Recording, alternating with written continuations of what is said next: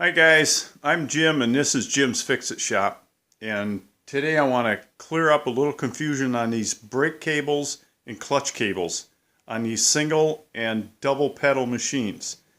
Now I do this by myself, so I'm trying to hold this camera and talk at the same time, so it might get a little blurry.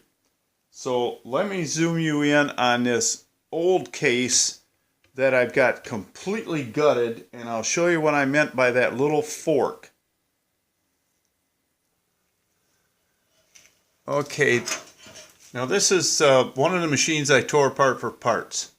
Here's the small hole I was talking about where the cable goes through. This is your brake cable. This isn't a clutch brake cable. If you have a two-pedal machine, this cable goes to the right pedal. It's strictly a brake.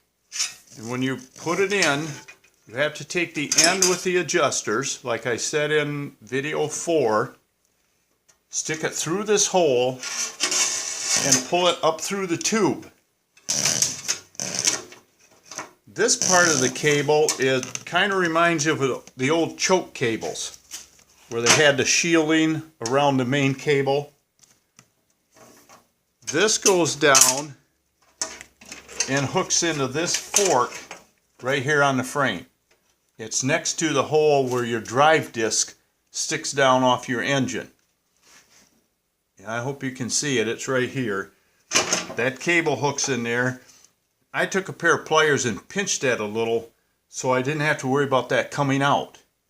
Now the other end of that cable hooks to your chain case. This is a chain case with your clutch. This is that goofy little brake that I threw away on mine because I don't use it. The other end of this cable, when this is in the machine,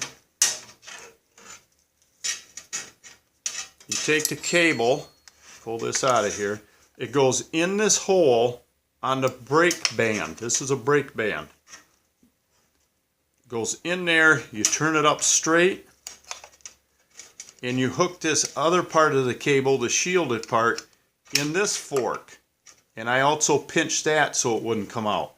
That's your right hand pedal. That's strictly a brake. Now I'll show you how to hook up the other cable if you have a single pedal machine. Now if you have a single pedal machine, all you're going to have is this cable. Get it unwound here. And this one you can drop through from the top of the tube down through the tube if you have it mounted on your rear case, and it will come through this hole. Same hole the other cable did. Now if you have a two-pedal machine, you're going to have both of these cables. A single pedal machine only has this one. This cable will hook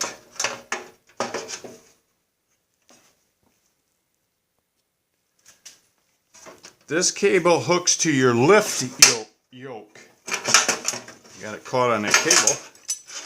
This is your lift yoke. It's what your chain case hooks into and slides when you shift. And that cable hooks in the same way, goes through this hole, and you tip it up. That keeps it from coming out.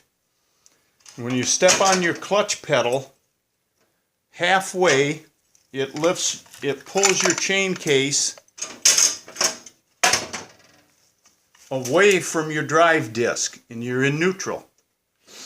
If you step on that clutch brake pedal farther, the back of your yoke tips up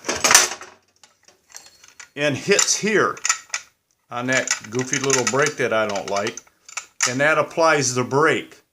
That's why you got this roller on here, because it has to roll up and down the yoke as you're shifting.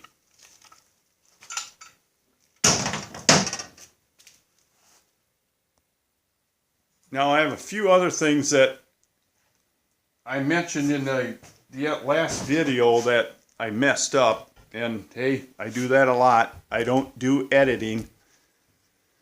These are the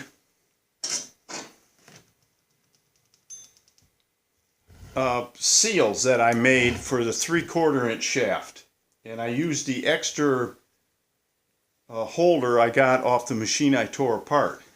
This one over here is the original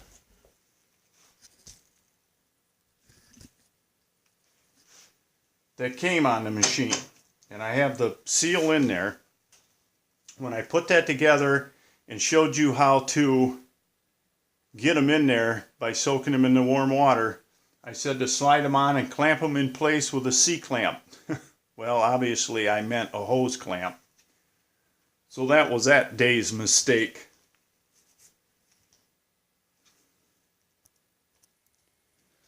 Now I'm going to try to move this around by hand and show you the ignition switch I got in. I wrapped the wires with black tape and tried to poke them up here where they're out of the way. The headlight is on and hooked up. I really like that. You might want to think about putting that on your machine. Down here where the wires come out of the back of the tube, and I grouped them together and wrapped them up with black tape and hooked them to the battery. That's on the negative side.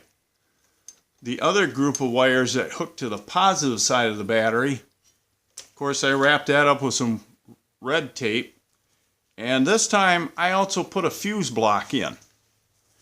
You can buy them at, well, I got it at my big box store I always go to, which is Menards. And I'm hoping that'll keep me from having any fires like I had on the last machine. You might want to check that one out. But that's about it. I hope I helped you out. If you need anything, send me an email. A couple pictures would really be nice. I did get an email from a gentleman in Florida. He's having problems with his machine. He bought it and it was not running when he bought it, I believe is what his email said. And he bought it anyway, just like I bought this one. And he said, after watching your videos, I feel confident enough, I'm going to try to rebuild this thing. So, hey, good luck. If you have any questions, send me a line at jimsfixitshop@gmail.com. I'll be more than happy to help you out. And I guess that's about it. So until next time, work safe, have fun, and we'll talk to you soon.